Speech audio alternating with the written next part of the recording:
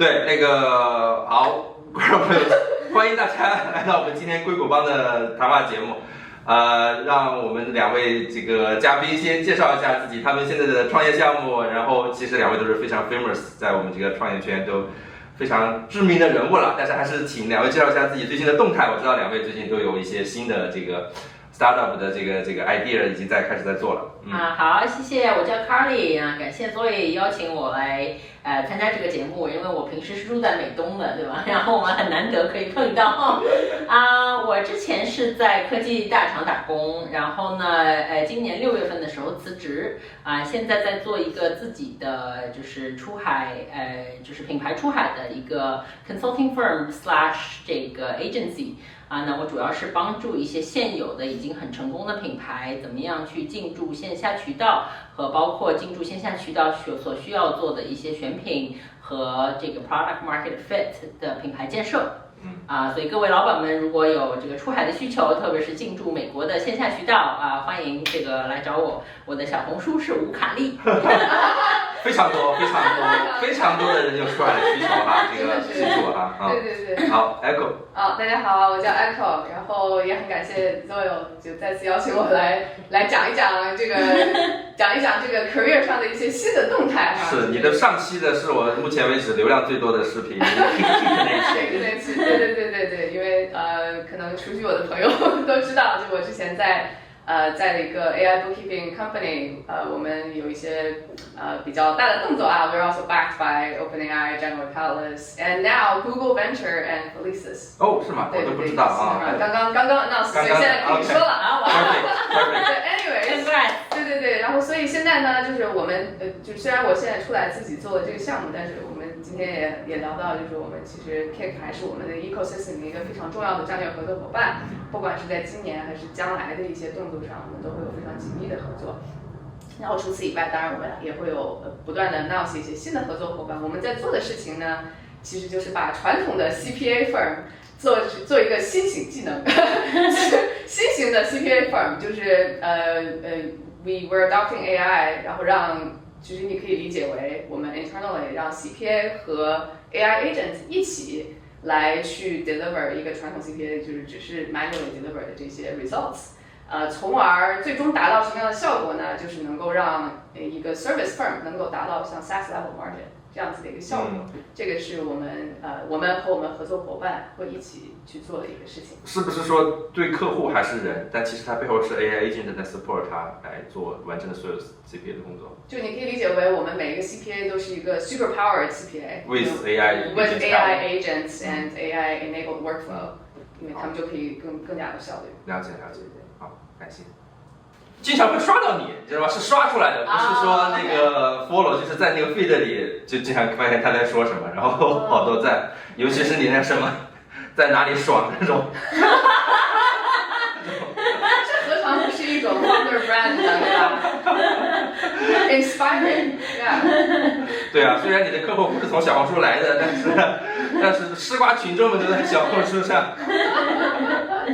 真的，我觉得，因为这个其实跟很多的 mode 还不一样，一种就是那种拼死拼活的，现在对吧？996的已经传遍硅谷了，大家都在 AI 速度在这里卖命，对吧？一种就是说大家要 fire， 就我死命干，然后传了一笔钱，我就彻底不工作了，我就到哪个岛上，对吧？或者随便一个很宜居的地方，我就在那里爽，我就玩也有很多，但是确实你的这个 idea 还比较新颖，就是我也不是完全就不工作了，对吧？但是呢，我也不想工作40 hours per week， 也不想卷，但是我又要维持现在的收入，但是我也有自由，对吧？对，是这么一个状态。我其实就是我当时也加入过所谓的 fire 大军嘛，就是说我应该是27、8岁的时候就算过一笔账。27、8岁的时候就 fire 了？没有，就是算过账嘛，就是你需要赚多少钱，需要你维持怎么样的生活质量，然后去然后就是你需要赚多少钱嘛。我应该是在 B school 的时候算过这笔账。然后呢，就说一句很讨胆的话，算出来钱，因为我也是想要小孩要上这个 private school， 然后我要上 college， 然后我要准备出去玩，然后呢，我这个对玩这个还是有要求的，对吧？住的酒店也不能差，不能住青年旅社，对吧？然后呢，就发现说 OK， 以这个标准，对吧？平时还这个各方面住的房子也没有说要求能很低。虽然我也不是特别物质的人啊，但是呢，当时算出来的一个数字是$20 million。你干啥了？而且是一个，就是说还不是 fat fire， 你还不是说所有的就是想干啥就干啥，你就是一个正常的保持现在的生活状态是$20 million， 这个应该是2012那个 net present value。然后我就说，哎，这玩意儿好像有点难。打工是肯定做不到的。对呀，对吧？那我就在想说，就是后来虽然也一直在科技界，但是那几年科技界股票涨得比较好，就有点觉得说那就继续待着吧，对吧？性价比不错，那就在想说，那如果就是你一枪头要搞这个$2000万是有点难的情况下，那怎么办？对吧？然后后来呢，我还看到了一些发热的小伙伴，其实他们有的 lean fire， 有的什么，就是我其实看到了他们生活状态之后，也没有觉得说，哎，你如果真的每天没有 intellectual challenge 之后，是很无聊的一件事情。对，所以我就在琢磨说，我怎么样一边玩一边工作赚钱。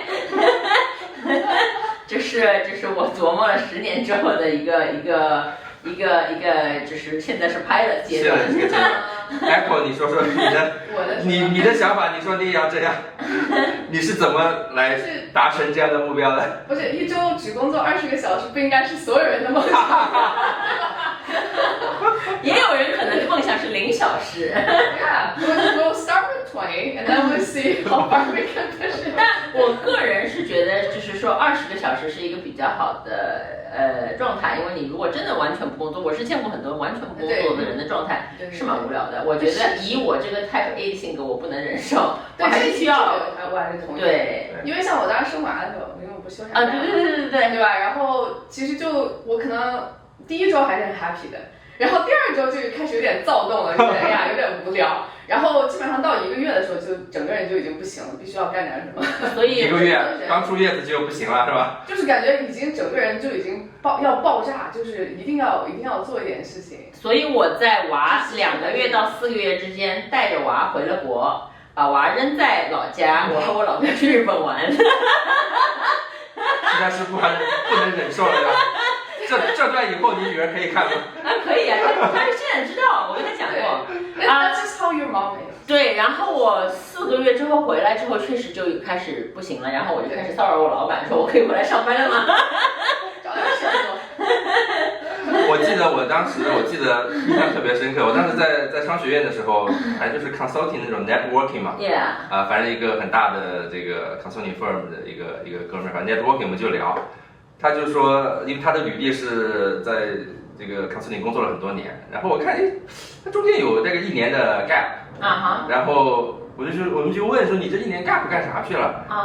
他说我干了那么多年，也差不多了，就是好多钱了，我就觉得我可以退休了嘛，然后我就真的退了，然后一开始我就觉得哇 I finally take my life back， 我终于可以完全掌控我自己的人生，就头3个月有很多计划，我今天几点起床，早上要什么健身，要读几本书下回要去参加一个什么活动啊什么的。3个月以后，他发现他自己每天就是早上起来窝在沙发上看电视，一直看到晚上，然后动都不动，然后他就突然有一天觉得，哎呀，我不行了，我不能再这样，我必须回去上班。他就又给他回天，我能再回来上班吗？对，所以我是觉得，就是说你有一个你喜欢做的事情，有喜欢合作的人，这2点很重要。让你觉得就是说这个。如果是每周24小时的话，就是每天4个小时，这个是一个很 enjoyable 的过程，是，对吧？然后呢，你这个4小时过了之后，你说OK， I've done my job today， 然后你就可以这个。你们是从什么时候开始 intentionally 去，就是把这个事情付诸实践？就是在想，很多人肯定都想，对吧？但是 in reality 肯定还是有很多困难，对吧？比如说我在一个大厂上班，我可能。暂时一眼也望不见有这么一个可能性，我可以说1天只工作半天，然后，就是你们是怎么开始来把这个东西付诸实践，然后朝着这个目标前进的？我应该是在我女儿满5岁之后，因为就是我觉得就是小朋友，首先我是不是那种特别有什么母性的妈妈，对我来说带娃是一件很痛苦的事情，特别是小孩3岁以前，现在很喜欢，因为他现在7、8岁就跟我的小闺蜜独立一些了。对，但是我觉得在他，因为我生娃也相对早一点，32岁那个时候也没有说马上要去做一个我要能够什么成功，就是叫什么20个小时的事情。那等到他5岁之前呢，我就忙着在上班带娃，上班带娃，上班带娃。然后在他5岁的时候，我就觉得说松一口气了，对吧？就突然之间有了一些自己的时间。然后我这个时候就开始想说 ，OK。那这个时候我也37岁了，那我的目标是说我40岁要辞职，对吧？那我这3年我怎么样能够去 build something 或者 pilot something？ 我中间也走过一些弯路，就比如说最开始我其实想过说，那我自己做亚马逊卖家怎么样？因为很多人就会想到，就是说我自己可以卖点东西，因为这个还是这个是最容易的，对吧？对，你在中国找一个什么 supply chain 那个 supplier， 然后你就放到亚马逊上，这个我都就是从头到尾全部自己干过。然后当时还在亚马逊上班，就特别搞笑，就是白天在亚马逊写 doc， 晚上卖东西。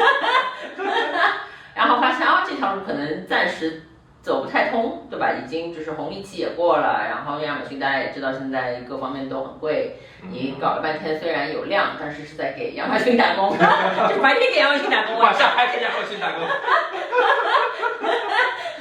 然后就觉得说 OK 这条路走不通 ，fine next。对吧？就 move on 嘛，你就不停的试嘛。然后我觉得也是有一些机缘巧合的嘛，就是说你碰到几个这种特别靠谱的合作伙伴，就说好像这是一条路啊。那你就是一开始就可能每个星期放个2、3个小时，再试一下。他们是做一些什么 consulting 吗？还是最早是 consulting， 最早是有人就是要做出海。对，有人主动找到我说想做出海的 consulting， 那我当时还在亚马逊，也工作也很忙，所以我就说那我要收你的钱，我不可能就是因为是很好的朋友，他一开始就说我想做一个可能美国消费者的调研，我说那我得收你钱，对吧？就是这个还是一个挺大的一个 consulting project， 他说没问题，然后我就记得我还是在出差的路上，从纽约飞那个 Seattle 的那个出差的路上，因为5、6个小时嘛，我就自己写 proposal， 然后就在想说，我15年前在 BCG 工作的时候是怎么写 proposal 的，然后已经全忘记了，对吧？然后就写了一个 proposal， 然后呢，要多少钱呢？我当时也很纠结，对吧？要少了又不行，要多了，毕竟是一个很好的朋友，然后我还在 full time 工作，你如果要多了，你到底能不能 deliver？ 这也是一个 question mark。然后最后就可能折中要了一个比较中等的价格，之后就随便 slam a number on it 发给他了。然后第2天他就把钱给我打过来，然后我就觉得说 OK， 那我现在不得不做了。没想到钱来的这么简单。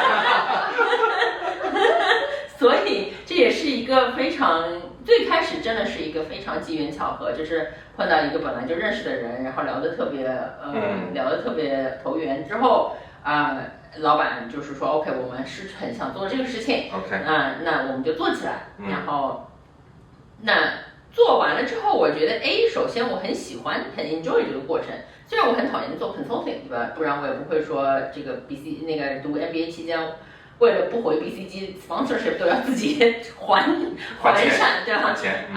但是就是说这个，因为你是有一个未来的 future product， 你可以去落地的，有一个奔头，就不像你完全画 PPT 画完就算了，是有一个奔头的情况下，我觉得我是很 enjoy 这个过程的。然后最后做出来的这个结果呢，客户也很认可。那后来我们就开始动手做 product， 然后包括后续的去哪些渠道，到底怎么落地。对吧 ？product 长什么样子？新的这个所谓的 brand， 也都是我设计的。那就是包括 go to market， 最后这些一步一步的东西，我觉得就是把我整个人生的履历串起来。因为最早在 BCG 是 consulting 的部分，中间在 Amazon 也做过 retail 是电商的部分。那创业就是其实我已经创过一次业了，15年到17年的时候有一些创业的，就是说你 roll up sleeve just do it。然后呢，17年到2020年，我是在 Anheuser-Busch InBev， 百威英博的美国区，先做了 Chief of Staff， 然后又做了那个销售总监，所以这些线下渠道我也很熟。经销商就是这些 three tier system 都很熟。然后最后我是在亚马逊做广告，就把我整个人生的不管是 experience 也好，可能自己比较喜欢的一些东西都串起来。哦，所以我就觉得说 OK，this seems to be a perfect combo， 对吧 ？Too good to be true。那我这个时候其实我已经跟亚马逊的老板讲过了，我的那个另外一件事情是我跟每一任老板关系都很好，基本上就是我不会瞒着他们，我就是告诉他们说我可能想要离开亚马逊来做这个。我老板当时就很搞笑，说你去休个假吧，也想不开是吧？就休个假，你能做出来你就去做，做不出来你再回来呗。然后我就休了几个月的假，就做出来了。然后我觉得就是说，至少也不能算做出来，但是是 on track to something，对吧？你还是觉得说是有奔头的情况下，我就会去辞职了嘛。然后老板又说行吧，辞职吧。然后不行，两年之后再回来。总是吊着你。我觉得可能大厂的朋友听到这个，可能会有一些不知道会不会有一些 reassurance， 对吧？The job is always going to be there。而且不是这个大厂，还有别的大厂嘛，对吧？对吧？然后很有趣的是，我辞职1个月不到，老板跑路了，老板去了另外一家大厂。我这个大厂也可以给你留个位置啊。老板是最厉害的，问我说，做的怎么样？做不出来，记得来我这儿啊。所以我觉得说 OK， 那就是其实相对来说是一个 risk free 的或者 low risk 的一个。所以是逐渐的，不是一锤子买卖，就是不断的在尝试，在反馈，看到这个正向的反馈，然后慢慢的一步那个。没错。Echo 你是怎么一步走到今天这个坑里面的？其实我觉得有很多我觉得很能 resonate 的地方。我觉得一个就是说，我觉得一些外因，一些内因，对吧？因为其实我出来之后，大部分朋友就像你当时问我的一样，大部分朋友就是问你怎么想的，就是因为就是我们之前那个公司它也是就是 big name 对吧 ？big name backed 对吧 ？OpenAI backed，General Catalyst 等等，就是说。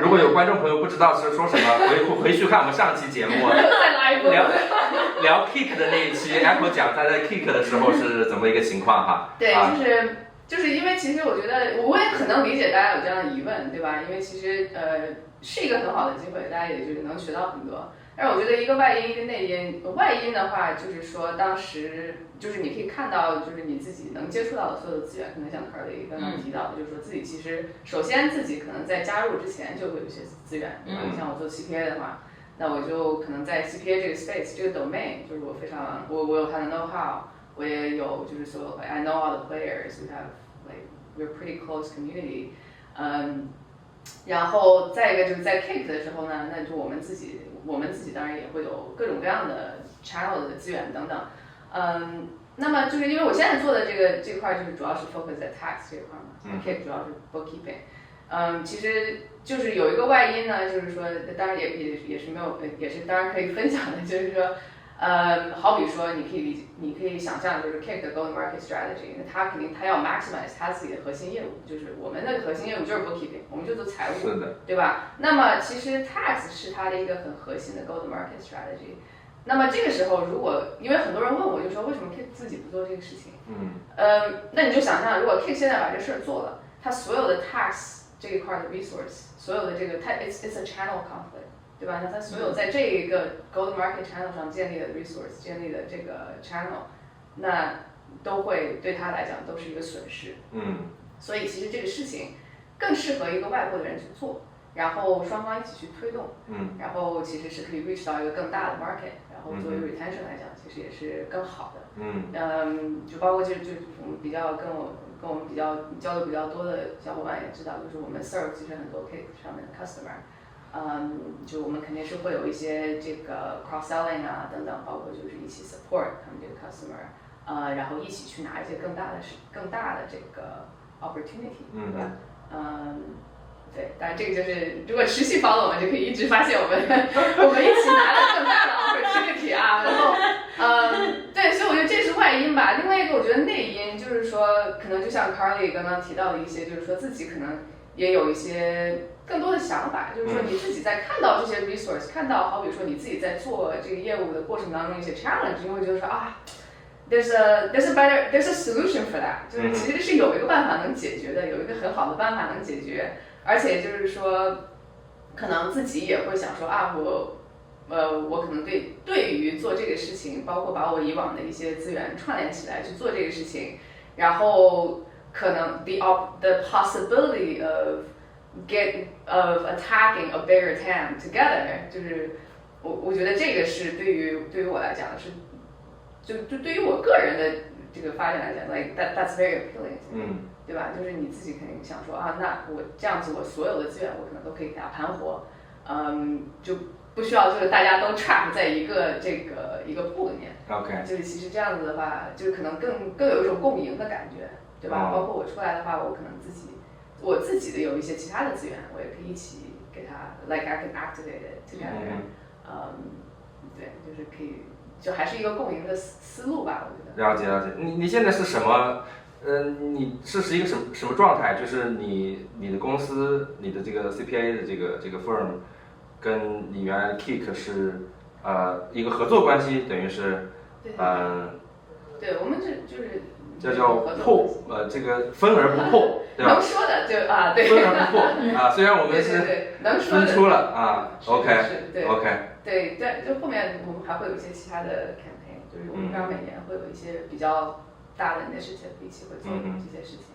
但是从你个人的角度来说，这么一种 lifestyle， 你是更 feel more comfortable， 还是说感觉压力更大了，反正是更加忙，或者是怎么样？从个人的感受来说。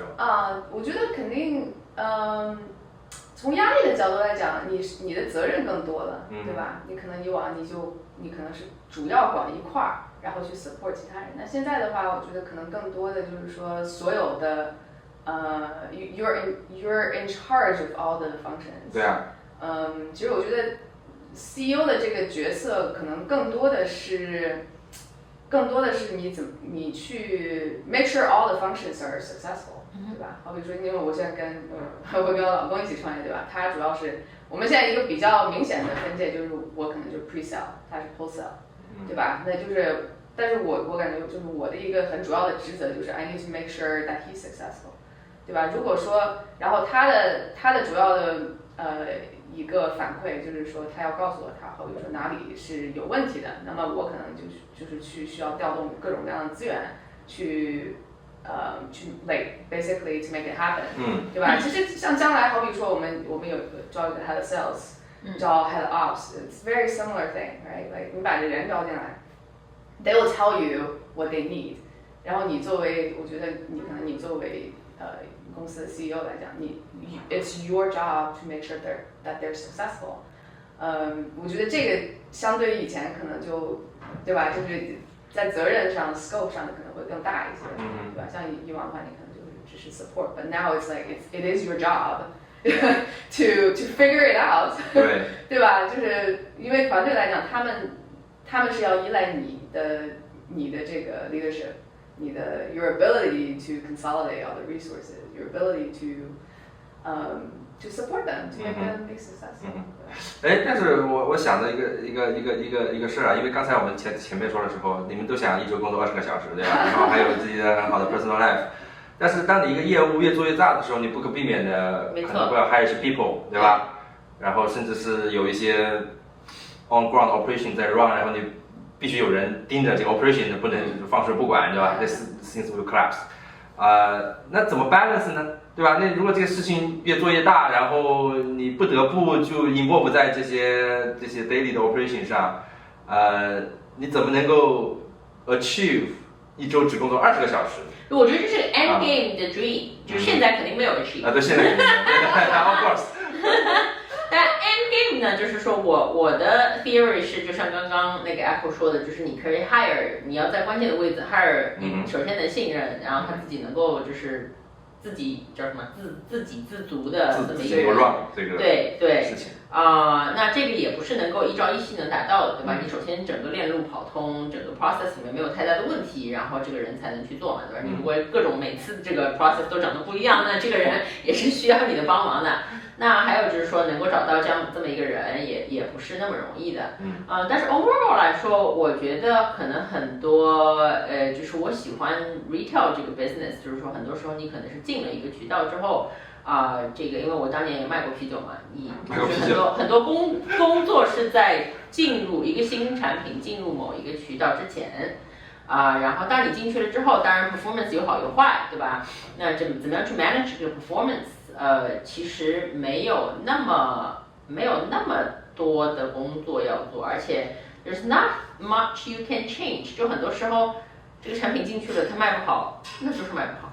你其实做了很多，最后我们也反过来看说 ，OK， 有一个新产品进去了，可能卖不好，我们做了很多一大堆有的没的，对吧？这个做 trade marketing， 做 discount， 做现场 trial， 做什么东西，做完了其实都没用。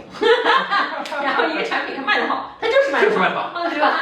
所以就是很多时候还是看产品本身的。这是我个人的，就是做完这么多年 retail 之后的一个 key takeaway， 所以就是说卖不好就撤了，就换一个好的，不要钻牛角尖。对，所以你就不需要去做那么多的无用功。I see。就是你还是要有选择的去 pick up 这个产品和这个项目。对，然后其实就有一点 venture capital 的意思嘛，就是你比如说收几个不同的客户，然后有一些不同的 placement， 然后希望某一个能跑出来嘛。That's it。那 CPA 呢？从这个角度来说，你们是不是？20个小时这个角度吗？我是这样看的啊，就是，我觉得有几个角度，一个就是说，就是从我们自己 build product、build company 这个角度来讲，就是我们的思路是，让 CPA 跟 agent 结合，那么它一定能够达到。比传统的会计事务所更高的 margin， could even potentially reach like SaaS level margin. That's obviously the vision. 所以在这一点上，我觉得，不管是我还是我的团队，可能都能够达到这样子的一个目标。另外一点，我觉得就是另外一个 perspective 就是说 ，what do you consider work, right? How do you see work? 就好比说一周工作20个小时，那么这个20个小时一定是我。This is something I consider work， 对吧？那我就好比说，我去跟朋友吃个饭，然后这个朋友也是我的很好的合作伙伴。Do you consider that work? I don't. You know？ 确实。I don't. You know？ like 就我们今天录这个，这是 work 吗？我觉得 I don't. It's just. It's sort of work。我们等于是帮你们 promote 你们的这个公司和项目，对不对？也是 work。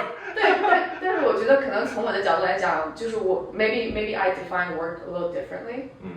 就我可能我的预期是the part that I define as work, for example， 就如果 if it's something I'm locked into the office， 就如果说我必须要坐在这里，坐在我的 office 电脑前面我才能操作的一些事情，then I think I for sure would consider that like work。但是其他的，好比说对，就是 general BD， like obviously there's still certain things that's like work。但是我觉得你可能这个在定义它的这个，或者你自己的感受上会有一些不一样。对，会有一些不一样。所以我经常带着我的客户去看 NBA 啊，去滑雪啊。我喜欢啥，他们跟着我干啥。是你的客户吗？怎么听起来？没有，其实很多是这样。像我们很多 conference 是吧？你去到那个 conference， 然后里面就去打高尔夫，去爬山，然后去唱 K， 然后去看棒球赛，其实都很多的。Like I mean, it's also fun. Like make work more fun. So it doesn't feel like. 这是不是跟大商打工一个最大的区别？大商打工，你的客户就只能是你客户，但是如果你自己做老板，你的客户可以是跟你。没有我在大厂打工的时候是带着我们全 team 去看 NBA。那是你 team。没有，就是我的老板的 team。然后还有一大堆别的有的没的，什么 L8、L10 之类的，都因为听说了说卡利可以买到这个包厢的票，很便宜的包厢的票，然后就一大帮人跟着我去看 NBA。但 overall 来说，就因为我当年挑工作的时候也是，就是我每次找工作就会有 multiple offer， 那你找你的 criteria 是什么呢？就是你想要跟这帮人 hang out， 本身就觉得他们是一个很好玩的人，可以跟他们 have fun。你工作的时候也不会那么吃力，对吧？有的时候就是 conference 上面还可以讲笑话，然后呢，就是真的有 conflict 的时候呢，也是能解决，对吧？这个怎么说着有点像找老公了，其实也有相通的地方，就是 have fun 能够解决 conflict， 然后能够就是反正你跟他在一起你就不觉得难受，对吧？那你每天的工作作你不会觉得难受，对吧？对。那你这同样的找客户也是的嘛，就是你要是觉得这个客户真的是就是什么又不听劝，又傻，又没有办法have fun，那你自己也很 suffer。对，其实可能做老板的好处就是你 you can choose who you want to work with， 对吧？这个 choices， 这个不会影响，因为大家就觉得创业很不容易，对吧？好不容易有个客户，对吧？然后咱还挑三拣四的，我的 experience， 对我的 experience 就是说，当你挑三拣四的时候，你通常 results 就会好。你不挑的时候，我一开始也会觉得说，呀，既然有人就一开始最早的时候有人找上门，我就说，哎，那行吧，就试试看吧。人家还看得起我，还给我生意做，对吧？然后后来就发现说，你如果就是跟他不 fit， 然后包括你们想的事情也不一样的话，反正也是不可能成功的。对，其实做产品也是很类似嘛，对吧？因为你如果什么都想做的话，你一定是非常难做到一个产品是能够有好的 customer attraction， 对吧？你肯定是你做产品第一步就是 define your ICP， 对吧 ？What's my ideal customer profile？ 那么它肯定是有 good fit，not like that。所以就是不管是找工作还是找客户，就跟找老公一样，一定要挑，往死里挑。看不上的 pass。对，你看看，就是做个生意，然后把这个找对象什么的这个思路也理清了。你的对象都在你的生意里啊，对吧？你和你老公都在一个，所以这个要，所以是面试老公嘛，就是说你看能不能以后成为我的 partner， 工作的 partner。都是一套逻辑。那这么说，就是说，你们现在，你做多久了？就开始出来做，有2年了吗？没有，我离职是6月份，谢谢你大哥。半年。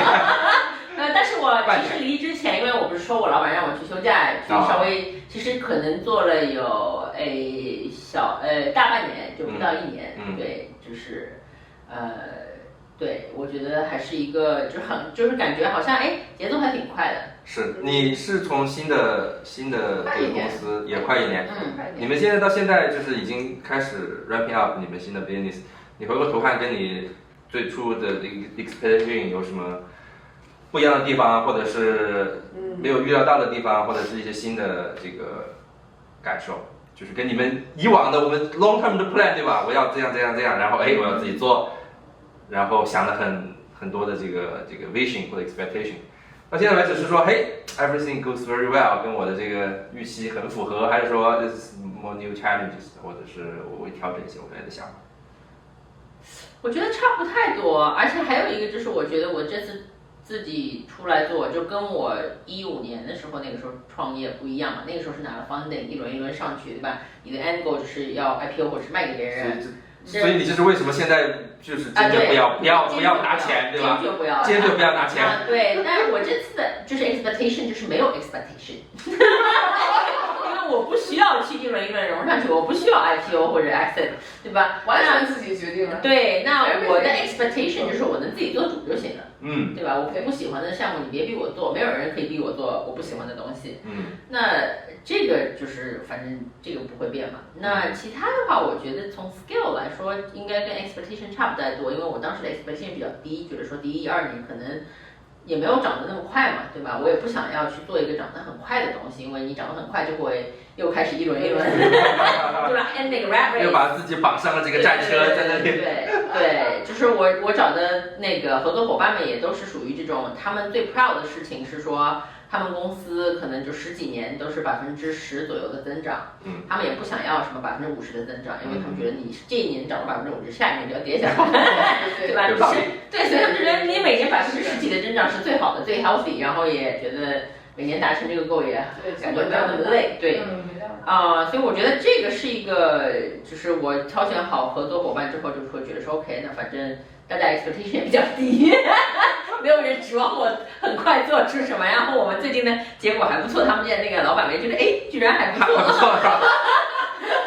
所以挑客户的时候也要挑这个客户的 expectation 不能太高，太高了这个我也不想跟你一起搞，是吧？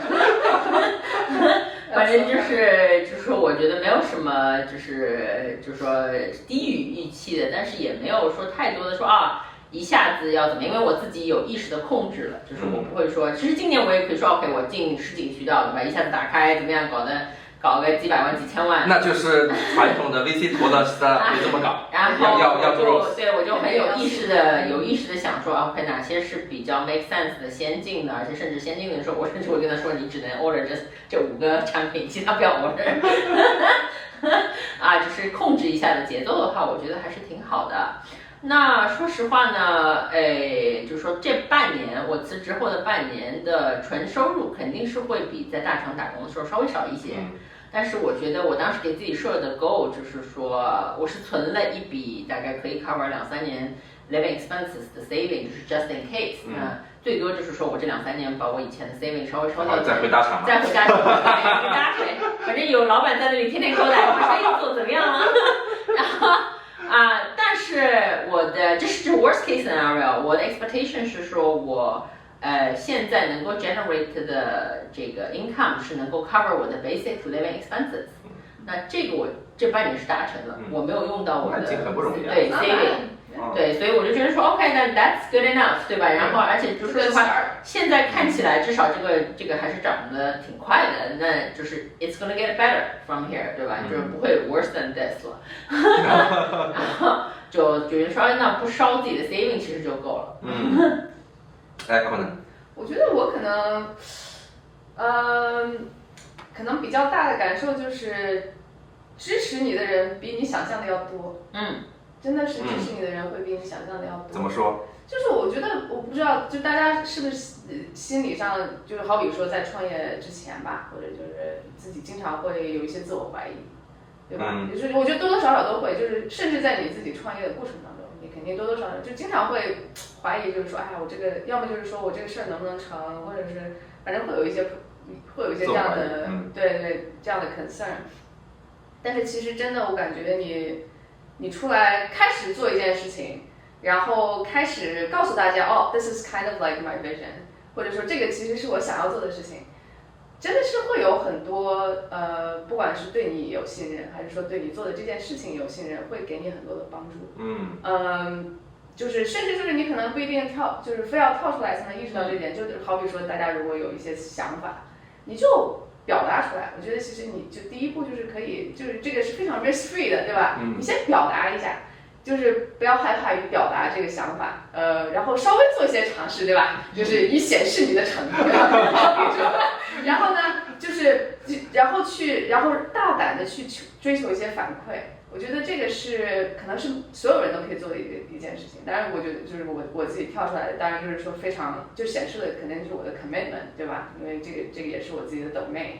那么我觉得它就真正能够就是你能获得到的反馈，对于你来讲，一个也是说你自己要么 validating your approach， 或者就是有一些真的是在这里有非常多经验的人，他会告诉你就是他可能看到过一些类似的东西，那他就会给你分享一些 insights 等等。总而言之，是对于你想做的这件事情都是会非常有好处的。所以我会觉得说，其实真的。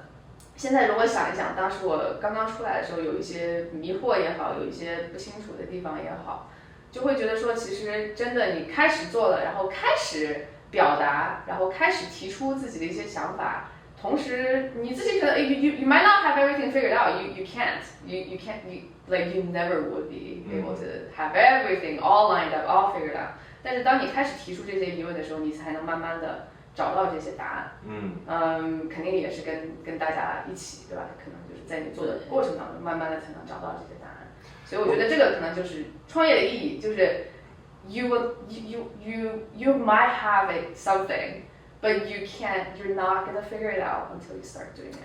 我觉得这个特别好。我虽然比方说我做硅谷帮这个频道，虽然这都不是创业项目，对吧？你的什么 side project number 55， 对吧？前面还有一大堆。对，但我一开始真的就没有任何 expectation， 我就是说跟大家聊天嘛，没事，本来也要跟朋友聊天。就是当时对吧？320个。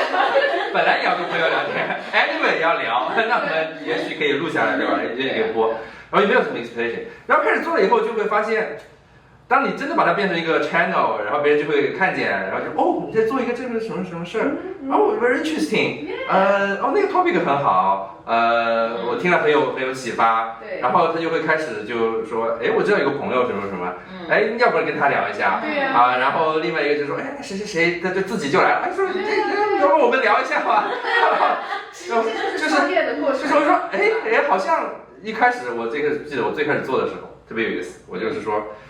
哎呀，我要做一个 channel， 感觉压力好大。你说大家什么周更，对吧？这些博主都周更，我说我每周都要更一个。你现在是什么？我现在就是周更啊。你现在周更的来，对，都是。我就说，我压力好大，就是这个。如果比方说我跟几个朋友聊了3期以后，然后后面没有人愿意跟我聊，我就断更了。我现在很傻的，我开了一个频道，做了3期，结束了。然后现在我很傻。我就在想，这个是不是有点？我就特别准备，我大概准备了6期，我想至少对吧，不能太难看。然后就开始做，然后第1季的时候就做了6期，就不断的讲，跟谁聊。到后来我突然发现，哎，就好像很多时候就不需要自己特别准备，对，就 on the flow，就问了谁，哎，我们跟着聊一下，对吧？然后还有人主动来找我，然后他说，哎，我有几个 friend， 哎，一下3期就来了，我有3个 friend。对吧？对。然后大家都会给你很多鼓励，对，然后帮你想很多方法，然后我觉得就是说，当你把你这个 flag 立出来以后，对，大家看见了，就好像现在，比方说大家看你就知道你在做这个出海的一些 brand consulting， 还有一些落地的服务。线下渠道线下渠道对吧？各位老板们有谁要进线下渠道，记得来找我。是的，出海业务对吧？所以大家看到你在做这个事儿，他会想起，他就会自然而然的会来 approach 你。没错。因为你如果不做这个事情，你光在脑子里想，他怎么能想到来找你呢？对吧？还有一个我是觉得就是很多至少就是在美国的。华人朋友也好，白人朋友也好，反正就是在美国的朋友们有一种很奇妙，特别是在大厂还在大厂打工的朋友们，会有很奇妙的一种心理，叫做我得不到的自由，你得到就好。真的就是我碰到过，就是然后呢，我后来就因为回到美国之后，我就跑去那个找他吃饭啊什么的，就跟他聊，他就有一种觉得说，老子打工已经很累了。我得不到的自由，你得到就好，所以我就觉得我要帮你，对吧？对，就是反正老子已经这样了，但是你可能可以得到的自由，我要帮助你，所以我就觉得这个是啊。有点能 get 到了，就是说，对吧？还是很 inspiring 的嘛，对吧？就是有这样子的一个。所以我就觉得说，原来就是说这些可能曾经一起的战友们会有一种补偿心理，就是说，反正我得不到的自由，你得到就好。然后，所以就让我特别的感动。那还有一个是你刚刚说的，就是说，当你去就是着手去 figure out 一件事情的时候，他确实自己就会 figure out。就很多时候也有 figure eventually， 就是客户有一些一开始的就是要求，我会觉得说抓耳挠腮说完了，我做不出来怎么办？然后当然最终就是会，就是当你就是我爸是英语老师嘛，所以在我很小的时候，他就会跟我讲什么。where there's a will, there's a way， 对吧？这种很老的这个对。然后当我在这个创业过程中，我就发现说，哎，好像真的是这样。就是说你抓耳挠腮，发现说 shit， 这个东西我做不出来，咋办？然后你就开始说 OK， 那我找谁聊？我去问谁？我去怎么样？然后最终他都是会 figure out 的。然后我觉得这个确实给我一个很大的信心。因为你想以前在大厂打工的时候，你不 figure out， 你要不就甩锅甩出去，对吧？要不就是总是有办法，就是自己不用去处理的嘛。然后甩不出去，因为现在只有你一个人。但是当你发现说，就是这个信心 boost 是在于说你没有很多资源，因为大厂还有很多资源，对吧？你做不出来，还是有别人可以做出来，或者 whatever。然后你没有很多的资源，你没有很多的借口，你没有很多的情况下，你就是要把它做出来。你就发现说，哎，其实真的是可以做得出来的，对吧？是。所以就是说，其实创始人他，比就是可能多做的一点点，就是一个就是胆子大，对吧？你敢出来做这个事儿。另外一个就是你确实得有这种整合资源的能力，因为可能在大厂里资源可能都给你都在你配置好了，对吧？对但是你真的你出来，你确实我觉得这个是一个很重要的，就是你得慢慢学会怎么去整合资源，对吧？因为你整合的越好，你的公司就能越成功。我就觉得说是什么人有多大胆，地有多大，真的真的真的。其实也是，你这里哪里这么多奇妙的古谚语？其实是对的，因为真的有的时候就是可能好比一个 opportunity 或者一个合作伙伴，你有的时候又回到刚刚自我怀疑那一点，就是你觉得他怎么可能会理我呢？你就去试一下嘛，你就去问一下，对吧？其实真的是 you'll be surprised，you'll be surprised。尤其是我觉得在硅谷这个圈子，其实我觉得很多人都比你想象的要更容易 accessible， 对，对吧？你去一下嘛。我真的就是你去问一下，对，你问了没，对吧？就是好比你在琢磨，我就经常跟我朋友就是说，对，就是你可能在琢磨一个什么事儿的时候，就说那你 Did you act on it？ Like what did you do about it? Did you do something about it？ 对吧？就是你想，就是你得去做嘛，你还是得先迈出那一步。而且我自己有个特别深的感受，就是当你做了以后，一个事情一旦你开头，其实很多时候我是有点被推着走，就是因为你开始做了嘛，这就是一个 something， 对，那这个事情就会在那了，对啊，在那以后你就会觉得这是一个事儿了，对吧？那原来你没出现，你在脑子里想，你今天想明天不想无所谓，但是你这个事情一旦开始做了，对，比方说你有一个客户你不能说过3天我就不跟他合作了，对吧？对，所以它其实会有一个后续的，就是推动你的作用，让你就是说有更加的多的动力和这个主观能动性去把这个事情做好。就是有的时候其实你是给自己加一个推动力，对，你一旦这个推动力放在那儿了以后，它会自动而然的推着你走，你就说只要顺着这个 flow 走就好了。我就刚才回到我才举的那个例子，我第1季准备了6到8期才开始。我们现在是已经 season 2了吗？现在 season 3了，真的吗？对，现在 season 3多火，这火爆，对。现在 season 3我都是就是真的是 flow， 就是我就边录，后面是谁，就这个就变成没有那么大压力了，因为我就觉得这个 flow 已经在推着我在走。就是反正这个什么那个美剧拍到第6季第4季，有这种感觉，有这种感觉，对吧？美剧就是边拍，对吧？拍到一段，这个后面这个剧情要改一改，我这个观众更受欢迎，我就对，就是这种感觉，跟着 flow 走，我觉得就会好很多。其实我还有一个小小的暴论，就是我觉得一个好的生意，它一定不是难做的。对。就你能理解我这意思吗？就是说，它一定就是像你这样子的，就是我可能在开始做了，我可能一开始 it takes a little bit of time to ramp up， 但我一定不是说我感觉我每天都是费了9牛2虎之力，我在从别人手里抢东西，一定不是这个感觉。就是我刚刚说的，当你一个产品进去之后，发现你怎么样也拯救不了，那就赶紧撤。真的就是，所以我就创业，你也不能太牛角尖儿，因为你一开始想的那方向可能不一定是对的，但是你的 vision 对的，你的 vision 一定是对的，所以你只要说你就是快速调整啊，这，但是你的一个正确的方向，它一定不是一个你感觉推起来非常费劲的一个方向。对，我觉得确实你这种进入一个 flow。咱们人生态度，至少我自己的人生态度也是这样的，就是说，就是特别难做的时候呢，就不要做了，对吧？特别难做的就不要做了。是，对呀，一定有它的原因。我的天哪！就是这句话真的是直击我心。就包括我为什么挑这个时间，对吧？因为其实你想，就是我觉得疫情刚发生的那2年，其实大厂说实话日子还挺好过的，包括你当时 launch product 就是很顺嘛。1年launch 20几个 product 都不觉得很累，对吧？然后就是各方面待遇啊什么的都觉得性价比很高，就像我刚刚说的。但是当这2年大厂特别乱的时候，我就觉得说 OK，what's the point， 对吧？1年折腾了半天，也就可能launch 1-2个项目，然后而且还自己搞得挺累的。公司还天天裁员，对，裁员最近也是一个，虽然我还期待他裁我，最后没被裁掉。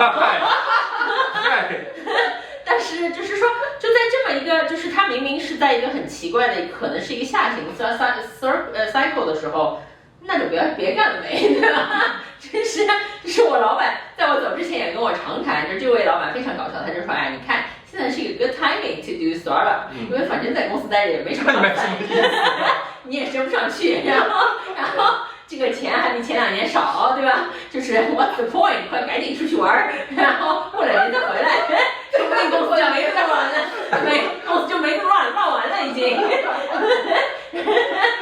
哎呦我的天哪！你们老板，你要不要拉着老板跟你一起创业算了？我觉得你们老板也很想着开呀。没有，就是我们两个的关系就属于说，他就整天说你如果做不好，你就来，还是就是反正你可以跟着我混口饭吃。但如果你做的特别好呢，我可以把我挖过去是吧？互相兜底。我说 OK， 可以的。没问题，所以就我觉得就是说，因为其实大家都是 it's just a job， 大家都很理性，对吧？就是说大家都是为了 maximize 以后自己的 payout， 所以就会说 OK， 那就反正现在这个很乱的时间里面，那就我们在开玩笑，这个就是像打球的垃圾时间嘛。就你反正也发不出什么水花，你也 launch 不了什么新产品，然后很多 promotion 的渠道暂时可能也关闭的情况下，那就找一条别的路去走。我觉得这个好像因为对全球的环境都不是特别好，不光是美国，国内然后欧洲，其实很多地方都是，不是在一个上 booming 的一个状态。我觉得其实这不管在哪，我觉得这都还是挺有启发的一个角度。然后你们觉得我其实就觉得刚才你们说的这个状态。一直走下去才能 achieve 你们最开始那个 goal， 没错，就是一个半工作半 life 的一个状态。如果你的事情本身就是还要花很大的精力去搞这个打破这个壁垒，或者说是解决问题，要天天就是 focus 在东西上，你就没办法，你就又被这个东西绑住了，你自己又给自己套了一套枷锁。只有说这个事情，你会看见它这个 flow 能够推着你走，对，然后你是 right of it， 对，这样才能够。我觉得就是说，最大的所谓的努力或者是奋斗，可能就是说你要把这个flag 立起来，这个 product launch 一下，对吧？然后剩下的就是说，你当然要去稍微 monitor 一下这个 performance， 做一下 optimization。但是就像我说的，你做不好，你就关停下一个。然后就继续一直做到某一个出来嘛，对吧？但是就是说，你更多的努力可能是花在就是找到这个对的东西，对，这个所谓的 product market fit， 对吧？对的时间、对的东西、对的人、对的什么的时候，那他自己就会 click。当有一些东西可能感觉不太对的时候呢，我现在就是经历了这么多大厂、小厂创业之后，我就觉得说，那还是就别干了，not worth it。其实就是不停的在找一个共赢的点，我觉得可能是最好的，对吧？你好比你跟顾客，对吧？你就是找到你跟顾客的共赢点，你跟合作伙伴也是一样，找到跟他共赢点。当然你做 podcast， 对吧？也是很类似的思路嘛，对吧？我们肯定都是共赢的。是。你这样子的事情才是一个好的事情。对对对，而且就是你要想把自己给放进去。我的意思就是说，很多时候大家在工作的时候就觉得工作 is a job， 然后给老板打工，然后怎么样，但完全没有把自己放进去。就是说我跟这个工作的关系是什么，我的 growth 是什么，对我的生活来说它意味着什么。因为现在就工作压力很大，大家很多裁员，所以很多人就是不顾一切的，对吧？我要 keep the job， 也能理解啊。但是我觉得你什么时候把自己放进去，来综合考量整个的这个问题，你要找到自己最适合的那个切入点，然后这份工作是给你能够带来什么？对，其实是如果你找到了这个答案，我觉得你离更加这个轻松的这个生活就不会太远。还有一个就是我觉得，当然这个每个人的 philosophy 可能不一样，就是我个人就很早。在职业早期，可能就是还在 MEB 的时候就发现说 ，OK， 如果你是在用时间换钱，这个其实是一个不是很划算的买卖，对吧？就是完全是用时间换钱，因为现在很多工作有可能就是说你一周打卡40个小时，有的甚至公司里面对吧 ，return to office 还要 badge in badge out， 就有一种回到了。什么上一个世纪什么进厂打工的时代，本来就是进厂打工，大厂小厂而已。然后你就是在把这一段时间去换成一部分的钱，对吧？不管这个钱多钱少那我就觉得说，因为钱其实是可再生资源，你的时间没了就没了。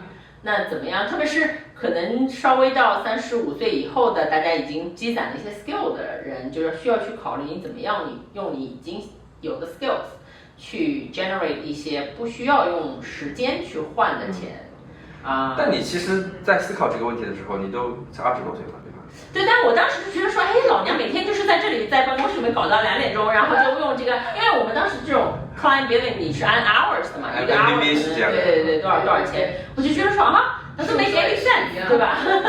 但是呢，因为我20几岁的时候就没什么，也 doesn't have any other choice， 然后呢还是学着每天那学到东西，就是 OK， 那 fine， 再卖2年时间，然后再看吧，对吧？但是后来就是很明显的，就是说你如果光用时间是光换钱的话，就是一个很不划算的买卖。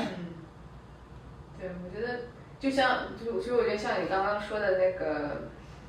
就是那个点吧，就是我觉得可以也很值得创业的人思考，因为像昨天咱们在年会上碰到很多在创业的小伙伴都在讨论招人的事情嘛，对吧？我觉得其实这个从创业者的角度来讲，对我们来讲这是一个值得花很多时间去思考的一个事情，对吧？我怎么样去让我的员工，就是我首先是我怎么样去衡量这个人是不是我要的人？那我们的想法或者我们的目标一定是要能够找到一些能够重合的点，对吧？我们一定就是想法上、做法上可能要能够 align。对。然后再就是说我怎么样在我们发展的这个过程当中去时时刻刻的 monitor 这个东西是不是 align。其实就是当然在大厂的 context 里面可能就是 outperformance 这些东西，但是其实就是我觉得你从一个很 organic 一个 first principle 的一个角度去看这个问题，其实就是你需要大家跟你是一条心的，你这个事儿才能成嘛，对吧？那就我觉得这个其实是一件很难的事情。我觉得就是在创业的过程当中，就起码我会觉得说 this is something that I actually spend most of my time on， 就是我每天可能都在想说，就是说可能不仅仅是我自己团队，可能我合作伙伴一样嘛，对吧？就是我每天都在想说，我们的 like where are we aligned on what we're trying to do this year and next year 5 years， 对吧？就是如果不 align like what are we gonna do about it？ 然后在我们现有的这个情况下，我们 can we do something about it？ 就是所有我感觉每天可能琢磨的很多是这个上面的事情，对，所以我就觉得说你可能就也 translate 到就是说你在招人的时候，就是你会有很多这个思考，就是在这个就是 you front load a lot of that thought。因为你真的很需要一个人，就是跟你一起思考这些事情，对吧？就是他也要这样的 mindset。这个其实还是我觉得真的是一个作为创业者来讲，我觉得其实 this is actually something that will make or break your。 还是找到合适的人，对吧？对 ，that will make。 不管是客户、老板、公司、伙伴、雇员，对。但首先你可能契合的点。对，但首先你可能自己要想清楚，包括就是你可能自己要了解，就是说你的一个，就是你的一个取舍，对吧？就是对自己要有一个清醒的认知嘛，对，就是刚才说的，你对吧？自己放进去，这个认知跟我能不能合？对的。对。好，感谢2位，非常开心，聊得很爽。这个访谈是不是跟你参加的其他职业访谈不太一样？就是乱聊。